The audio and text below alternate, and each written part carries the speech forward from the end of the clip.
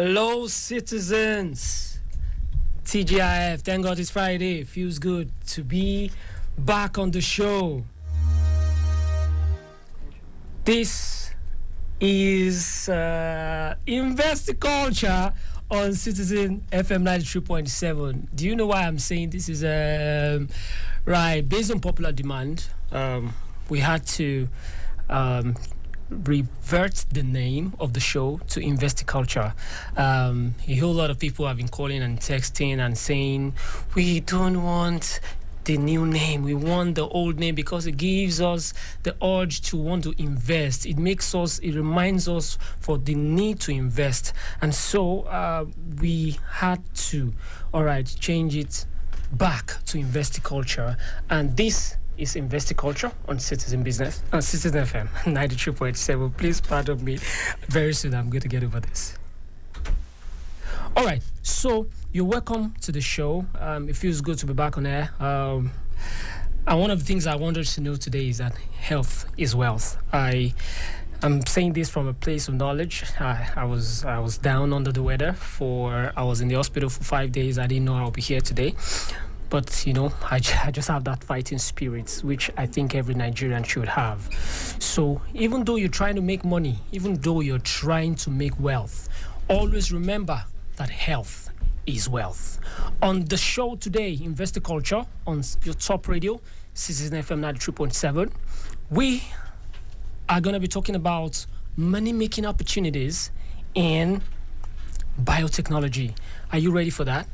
If you're ready, then get ready because you're going to learn a lot.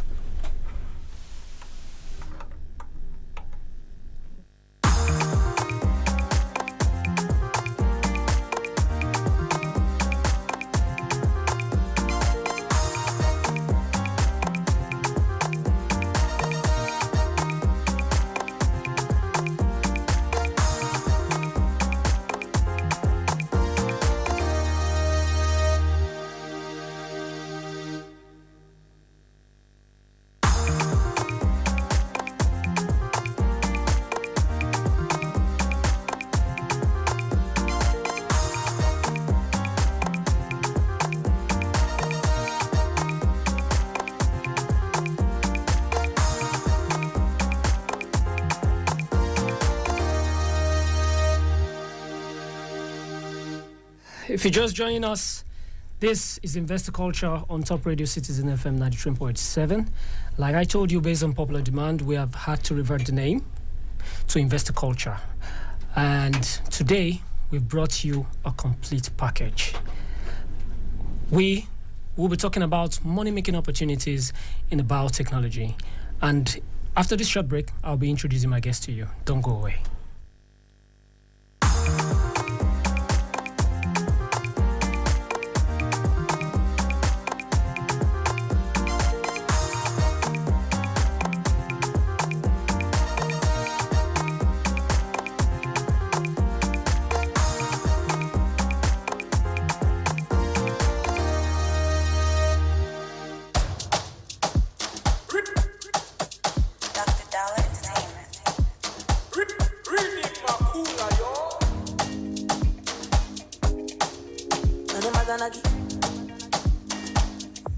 Wanna make love on the moon, dancing to my tunes.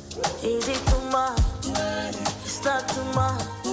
I wanna be in forest if wishes were horses. Is it too much? It's not too much. If I want money, me, I do what dance I got to say.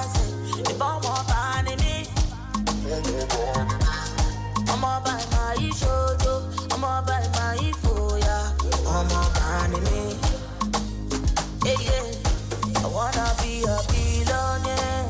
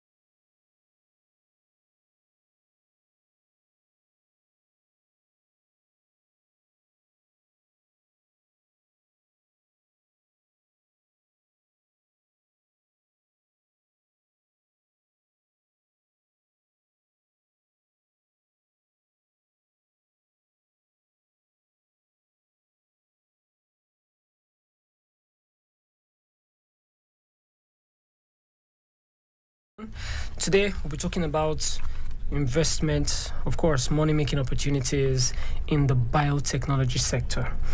And my guest today is Dr. Olushola Odusanya. Good morning, Dr. Shola. Good morning. Thank you. Yes. Dr. Shola is the director of biotechnology of SHETSCO. SHETSCO is a government parastatal under Dr. Shola. Ministry of Science and Technology. Thank you very much. Ministry of Science and Technology. And he has over 30 years experience in the biotechnology sector, in research, in teaching, and of course in entrepreneurship. So, like I told you, today I brought you the complete package. Dr. Shola, talking about biotechnology, Nigeria as a country, are we tapping enough from the potentials of biotechnology? Well, I would not say we are tapping sufficiently. Okay. But we are in the course of tapping the benefits of biotechnology, which are enormous. Wow. Okay, so personally, you're looking at a citizen who doesn't know much about biotechnology, and I really want to learn about the money-making opportunities. The essence of this show is we want to teach citizens of Nigeria that there are myriads of opportunities, money-making opportunities in Nigeria. One of the things we say on this show is that there's so much money on the street. So, Dr. Shola, you're not looking at an expert in your field, you're looking at a total layman. So I want you to really school me about the investment opportunities in biotechnology. And when we talk about biotechnology, what is even biotechnology? Let's start from there. Exactly. I was going to do that the same. Thank you so much. Biotechnology is that science and engineering activity that uses biological resources and their products to make goods and services for a wide array of industry. Okay. And the industries cut across agriculture, food production, preservation, packaging, to health, to aviation, oil industry, and even our daily lives. Right. Biotechnology is involved. And the opportunities are therefore enormous, as you have an array of industries where biotechnology goods and services could be provided. Yeah. So this tells you that the business opportunities are also wide. And the way to go about understanding how biotechnology is impactful is to look at some sectors of the economy. For example, in Nigeria, we import and we spend $600 million every year importing sugar.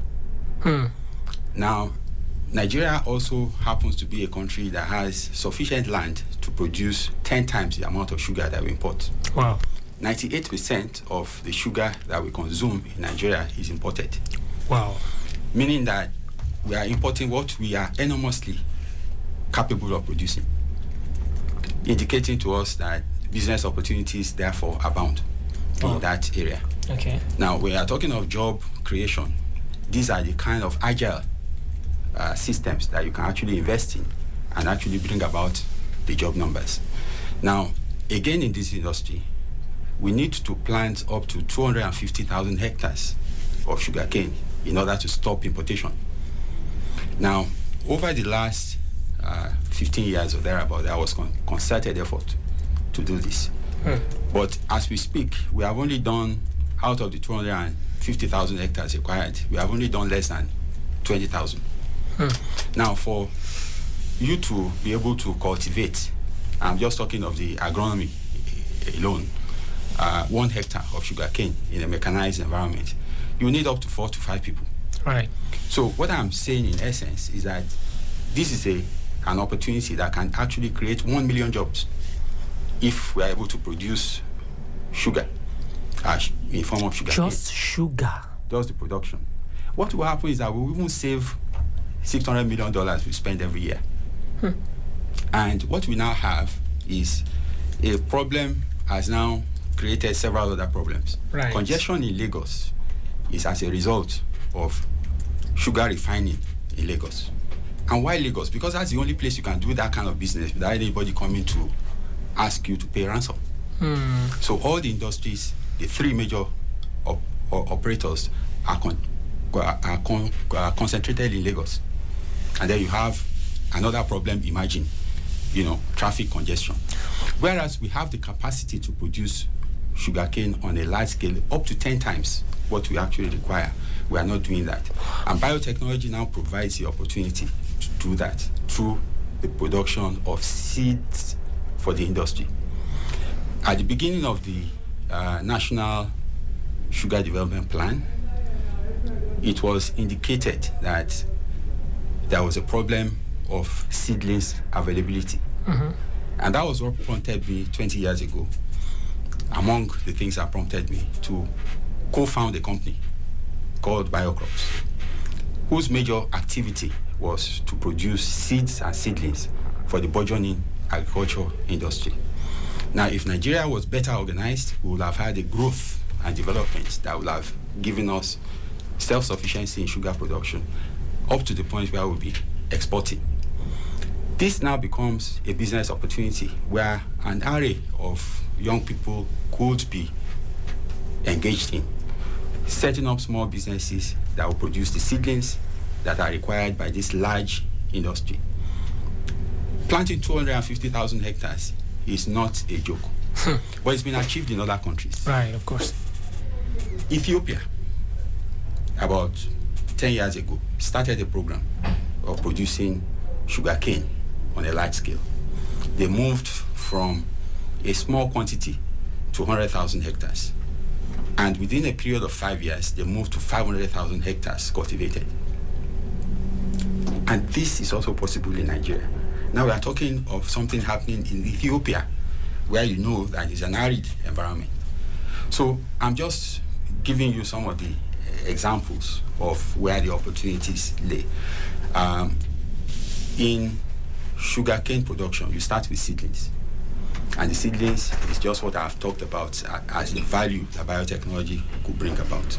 You could produce seedlings through macro and micro propagation, meaning you set up small companies producing maybe 100,000 plants per annum. Investment costs less than 10 million naira. You have capacity to make 100 million from that 10 million naira investment. And this will happen when the sugar industry is growing. This will happen when the estates we have are expanding. This will happen when investments are actually put in place. But when we are rabble-rousing and playing games around investment in Nigeria, and we have instances where we have some of our leaders saying they are decreeing the industrial revolution of Nigeria without doing the massive investment necessary, then perhaps we will be having the same outcomes that we are having all across all sectors of the agricultural value chain. And I've just mentioned one area, just one. Seedlings production. Now, if you look at maintaining the plots, and I happen to have visited Savannah Sugar Company, I met some Indians there who are the agronomists there. And what they mentioned was that they had a problem with a borer that was boring into the sugarcane. And they were proposing something they did in India of bringing some kind of bug that lays eggs into those borers with a way of eliminating them. And I felt this is an environmental disaster almost starting. And I suggested to them that perhaps there's a better way of doing things. And I suggested, and therefore started investing in producing bioinsecticides. And when you talk bioinsecticides, there are so many of them. Let me quickly tell you that soybeans hardly gets infested by insects. And the simple reason that happens is because soybeans contains something called chitinase enzyme on the outer periphery, on the shell. Right.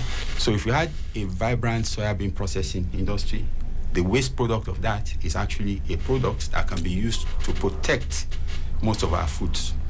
So you can produce a chitinase enzyme, spray it on something like beans, the black-eyed beans, and protect it rather than use sniper.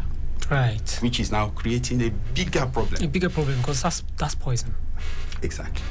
So the real issue is how are we organized to get the benefits of these technologies that are already in our hands.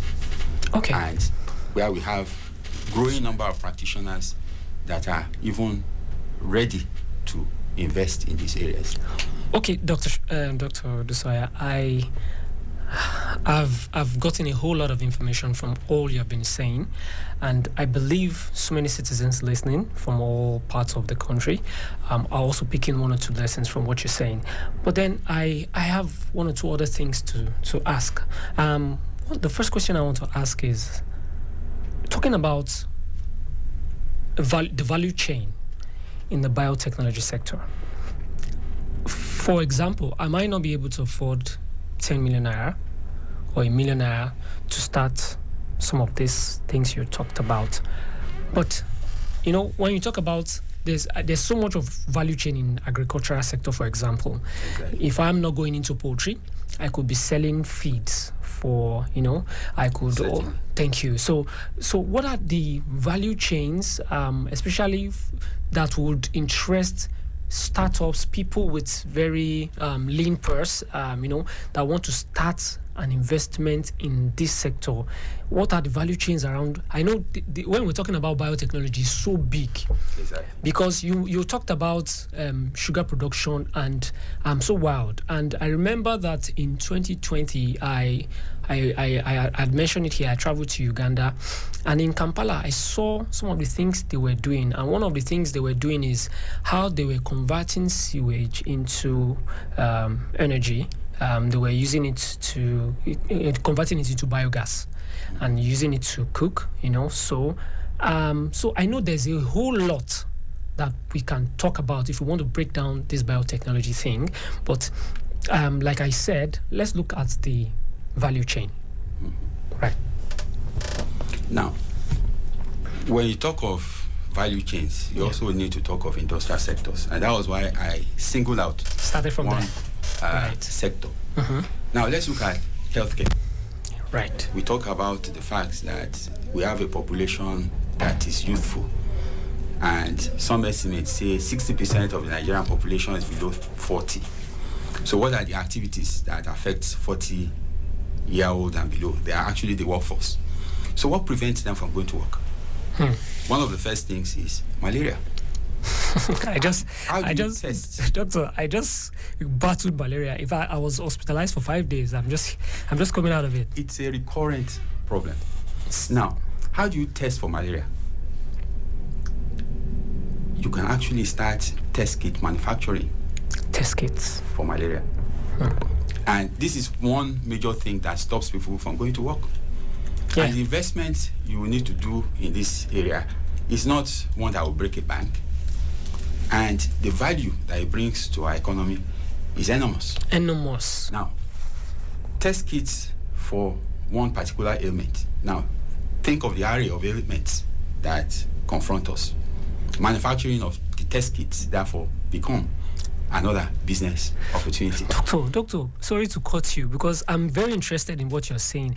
You go to hospitals, even big hospitals, you want to test for malaria, and they tell you to come back in 2 hours before you get your result.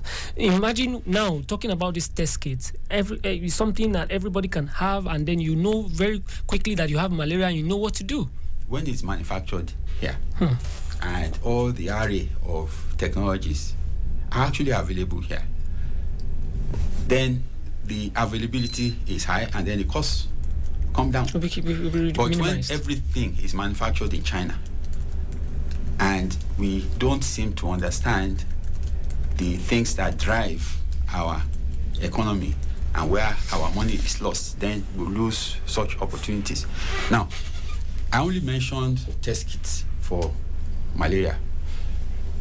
One other activity is people who are that age want to know if they are pregnant or not. Right. And that is another huge opportunity. But most of these treasures of the Nigerian economy are actually being outsourced. Yeah.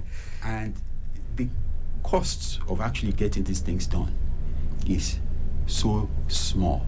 But when you look at the investments we make on these things, and look at constituency projects, when our leaders want to do constituency projects. About 250 motorbikes for Zamfara.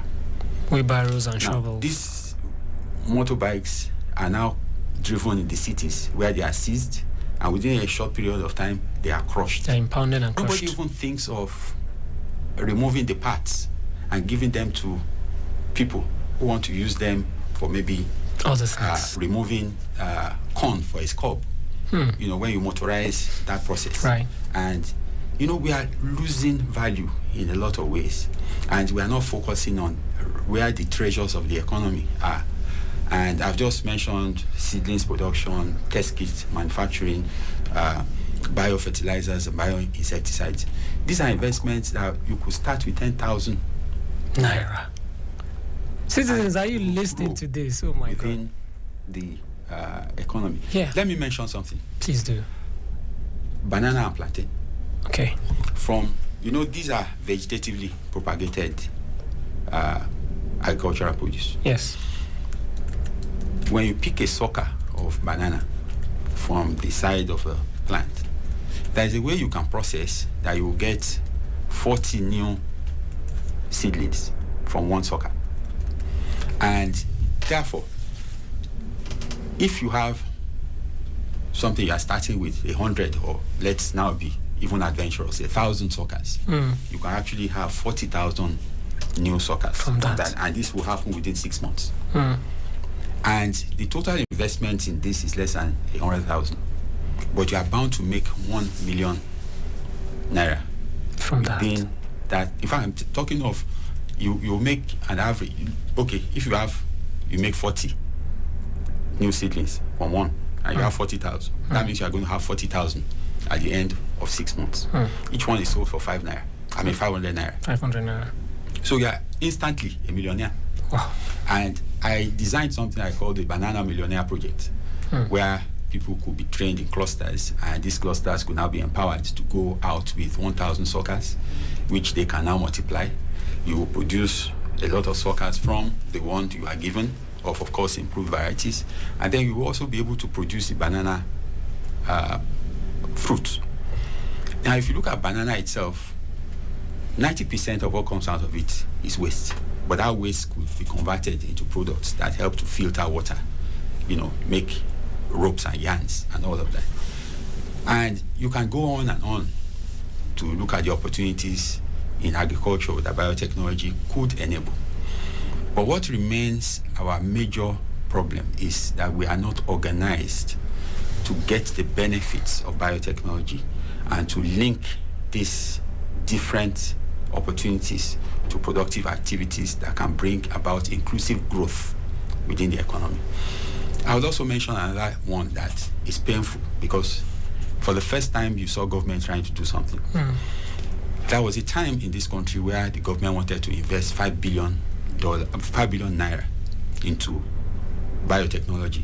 Okay. And the handlers of the president at that time were talking about a pedestrian commercial method. They were asking for the return on investment of biotechnology or in the sciences altogether. To the extent that they dissuaded the president from doing that investment. Imagine 30 years from then if that happened. Corruption. What biotechnology would have brought about in the sugar industry, in the agricultural industry, in the healthcare industry, and all of that. All this test kit manufacturing, that was the time government invested in them. But where are we today? So we need to go back to thinking about how do we recruit our leaders? Is the recruitment process one based on sense, or is it based on populism? And this now comes to us understanding, because when you have leaders who evolve and understand the problems, then they will provide solutions to them. But if we continue to have people who pray to the gallery and play around our sentiments, then we will forget that we have 1 million jobs waiting to be picked up to produce sugar for self-sufficiency and export eventually. We will miss out the opportunity that we used to be exporters of oil palm and cocoa, and we were among the leading producers of this. Yeah. And we have come to a situation where producing the necessary startup materials have now become a problem that the agile technologies of biotechnology could bring about. Now, the issues still remain. There are investment opportunities that you could start with very little amount of money. But if that is not clustered into a growth pattern, and then there is no off-taker, and there is no pattern of delivery, and there is no value chain That'll be a problem. that absorbs all of these things, and people are working in signage, then you might be finding yourself in a situation where you, for example, produce a product of high value, then you have to now create the market for it. Even though it exists, now you need to now go and do the... That'll be like a double job. Then you now begin to be a marketer. And, it takes you away from your original goal Of course. producing something. So it's all about how we are organized. It now comes back to the issue of leadership. And there is something I describe as scientific citizenship, where what I'm doing today, I consider it as an education opportunity. Telling you that education is another very important biotechnology aspect. How do you teach people how to get the benefits of biotechnology in our society? Thank you so much. In fact, you've left me so speechless. But I believe very strongly that many citizens all over Nigeria today are listening to you, and a whole lot of people their minds are opening up with ideas. That's the whole idea of this show. We want to reinvigorate the spirit of enterprise in the lives of Nigerians, so that we all know that developing the economy of this country, it requires a collective effort, a corporate effort, and not the effort of just the government or just a person. We'll be right back after this short break. Don't go away.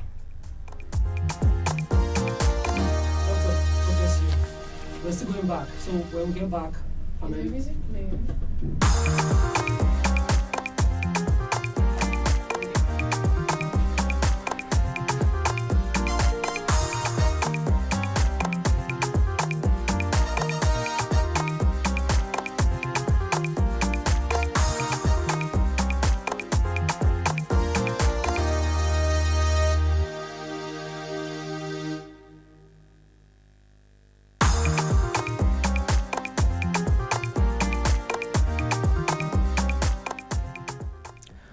Welcome back.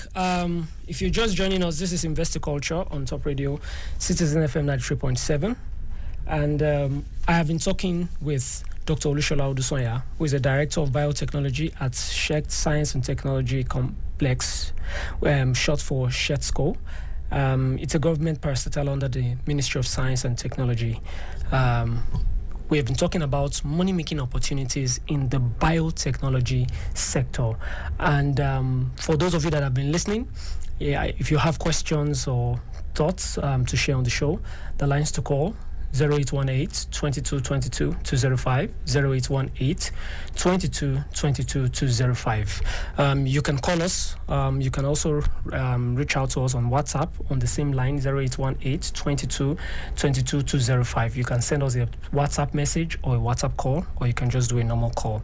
We have been talking about money-making opportunities with Dr. Shola Odusonya in the biotechnology sector, and he's been talking so much about opportunities, things that we see on a daily basis and we just walk past them.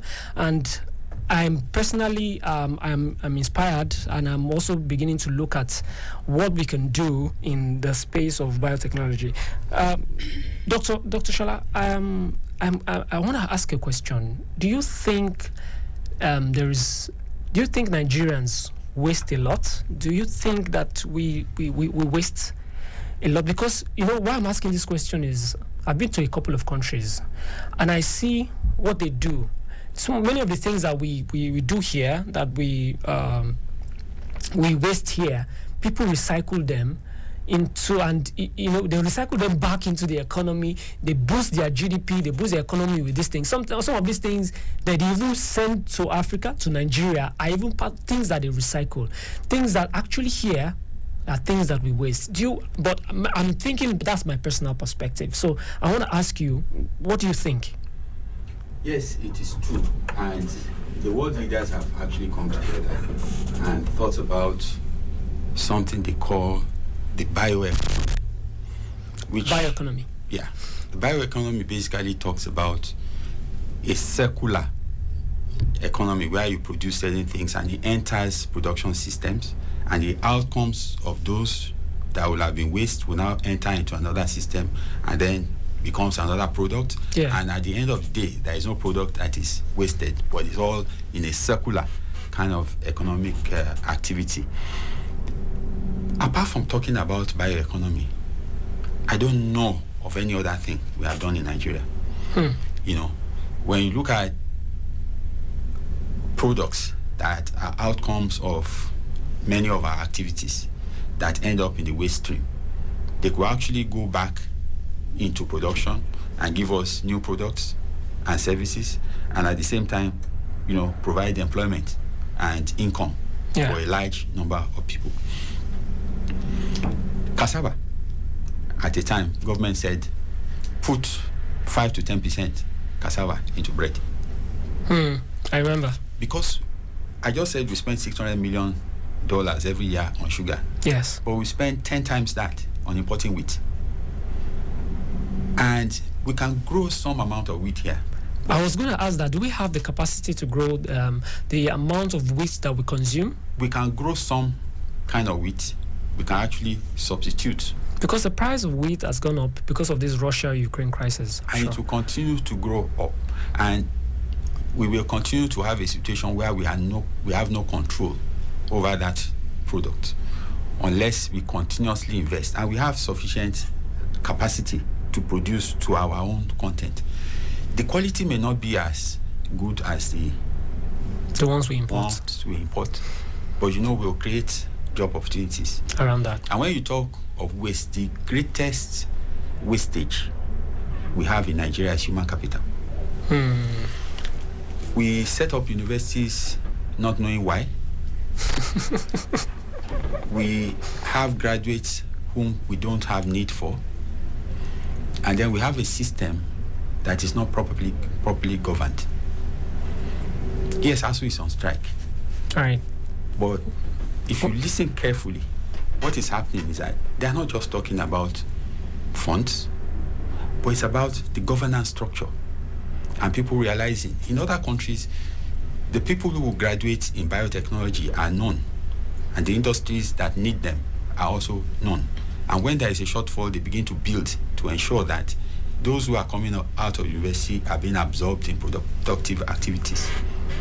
So when we invest so much training people, and you don't have an uptake for those people, it's the greatest waste that we engage ourselves in. So we really need to go back to how we manage technology and how we manage training and how we manage resources and how we recycle all of those things. It still boils down to leadership. I'm sorry. I wish I could just talk about the opportunities. We can do this, we can do that. But if you do it and there is no outcome to it, then we won't get the opportunities. Coming back, you know, wastage, you know, when you look at agriculture, is painful. No need for us to waste those things. And the way we transport things, the way we move around, we have forgotten concepts of development. About 40 years ago, the governor of Lagos State got up and said he wants to move 10,000 people from the mainland to the island and bring another 10,000 from the island to the mainland and set up the Metro Line project. What did we do? We ended up spending the money, but the project was not done because some military people came and said they suspect that there was fraud. And we wasted that opportunity. So it still comes back to governance. Now, the losses that has created has led to this Okada menace. Now you now have an army of people who are very mobile from one point to the other. Upwardly mobile. And they are not under any serious control. And that's why you have the ban in Abuja, you have the ban in Lagos. All over the place. And all over the place. But they remain an army because one of the major activities anybody does in Nigeria is driving and being moving around. If you look at all the business, genre, Of course, it's not like there's an organized transport system anyway. we are all drivers. That is the biggest job in Nigeria. Yeah. And when you now bring it down to this one, you realize limbs are broken and all of that. Another opportunity for biotechnology to make the repair materials and all of that. And the Chinese are our market. They are the ones producing these things for us. So the things that are used for surgery, for repair and all of that are products of biotechnology that we outsource. So every sector you look at, we are losing. So the waste is mounting and growing.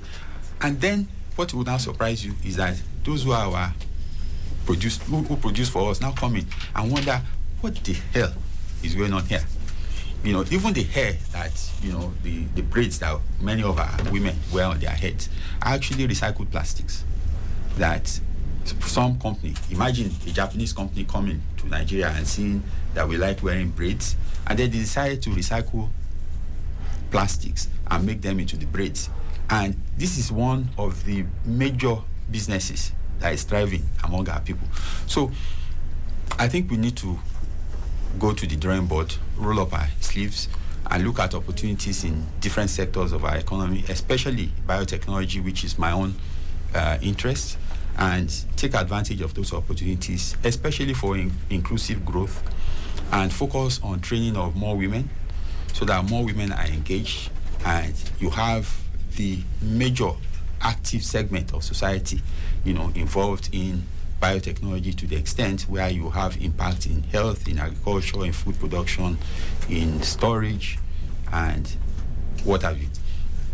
So those are the issues, and they continue to mount and continue to give us opportunities, and the opportunities are growing because with that population, Nigeria is likely to even increase in population. So the demand for all the products that you can think about, of course, increase. Continue to grow. And if care is not taken, the level of waste will of course also increase.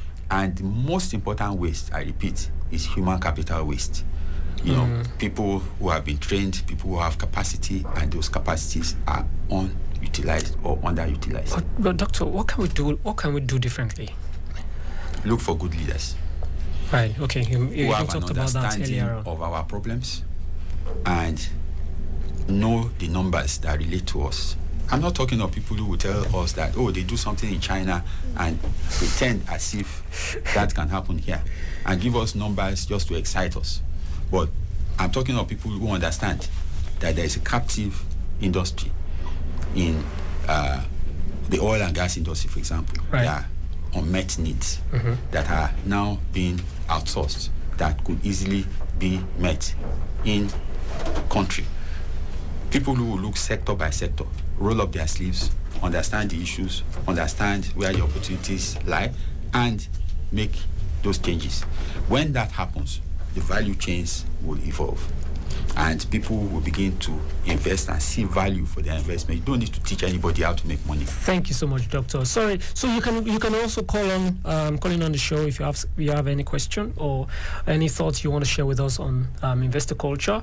The lines to call 090 22 29 97 97 0903 22 97 97. You can also reach out to us on WhatsApp 0818 22 22 205 0818 22 22 205. Dr. Shola, you really blew my mind, and there's a whole lot to pick from all you've said. You've talked about the fact that even the biggest waste is human capital waste. Exactly. Many of this young agile population that we have, we could actually harness them positively to develop this country, even economically.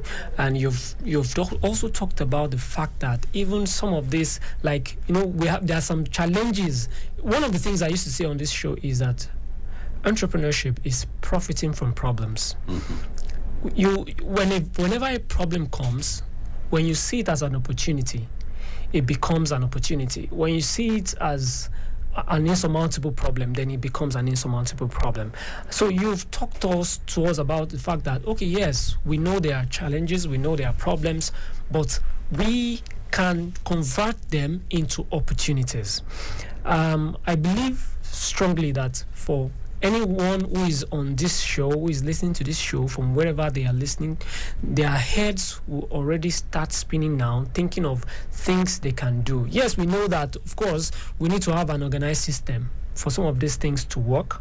But I believe that strongly when people begin to put their hands into something, when people begin to put their minds into something, after some time, maybe we never can tell.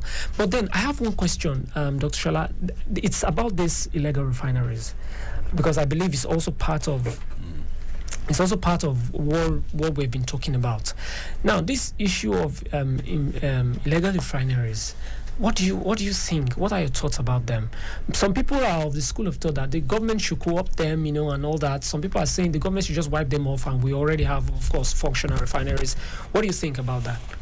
Now, it comes back to organization. And I say biotechnology also has a role in oil and gas industry. When you have a tank farm, one of the first problems you want to solve is how do you separate oil from water?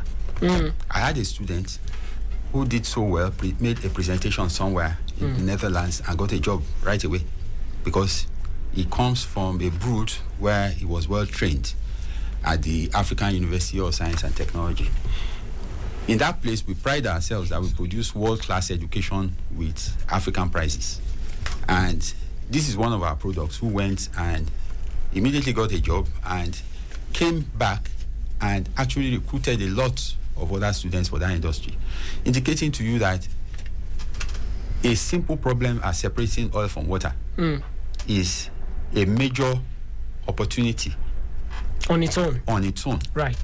And the technologies this young man deployed is so simple that it attracted international interest instantly, and he got a job right at the conference venue.